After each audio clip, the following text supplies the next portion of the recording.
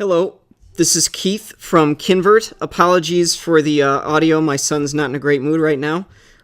So last time we solved this version where we didn't really need to combine like terms. Let's go over an example that is basically equivalent, but that we do need to combine like terms. So I'm going to start erasing this, and the old equation was 3 equals 4x minus 1, so we'll keep that one. Alright, now we're going to rewrite this in a way that we need to combine like terms. So let's go with purple here. Let's see, so it used to be 3 equals 4x minus 1. Let's rewrite this so that we need to combine like terms. Alright, so that's our old equation. Let's start with the new equation. We're going to say 1 plus 2 equals 2x plus 2 plus 2x minus 3. This is mathematically equivalent to this one. So first, let's swap sides.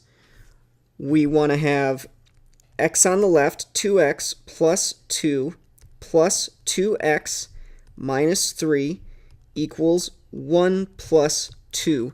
We have now swapped sides of the equation like we did before. It's just a slightly longer equation. This time we want to combine like terms, and we're actually going to do it. If we look, we have 2x plus 2x.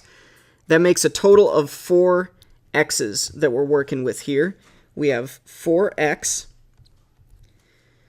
Now we have 2 minus 3. These are the constants. 2 minus 3 ends up being negative 1.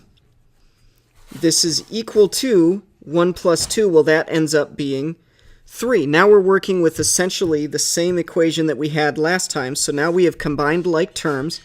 Now we want to isolate constants. Well, we did that last time. We have 4x minus 1 equals 3. And if you remember from last time, we just add 1 to each side. This ends up being 0. This ends up being 4. We now have 4x equals 4. The constants have been, sorry about that. We now have the constants have been isolated. We now want to isolate the coefficients. 4, what am I doing? It's harder for me to think when my son is screeching so much, and I apologize. We will end up coming back to this video. If we accidentally leave it in, please let us know, because this is just meant for like initial content. 4x equals 4. We now want to isolate the coefficients. So what we're going to do is divide both sides by 4. And this will cancel this out. This is going to turn this into a 1. This will also coincidentally turn this into a 1. Now that's not what we're trying to do. It just happened that way. It's fine.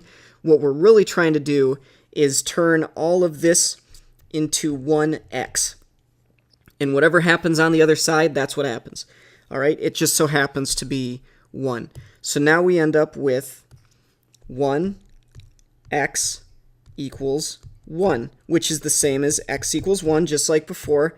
And now we end up with x equals 1. That is the solution to our problem. Hooray! Here's this is confetti falling down. Hooray! We're all very happy we solved it. X equals 1 is the solution. Let's go through and do this. So 1 plus 2, that's a total of 3. Okay? 2x, well, x is just 1, so 2x, so that's a 2. Plus 2, now we're at 4. Plus another 2, because this is 1, so 4 plus 2, that is 6. Minus 3, that is 3. So we do have 3 equals 3. We're happy. Good news. We have gone through. The only thing we really changed is now we combined like terms, going from an equation of this form here to this mathematically equivalent form, which is simpler. We have combined the like terms. We have solved a linear equation. This is Keith from Kinvert. I hope you found this useful, and we'll see you guys next time. Sorry again for the audio. Bye.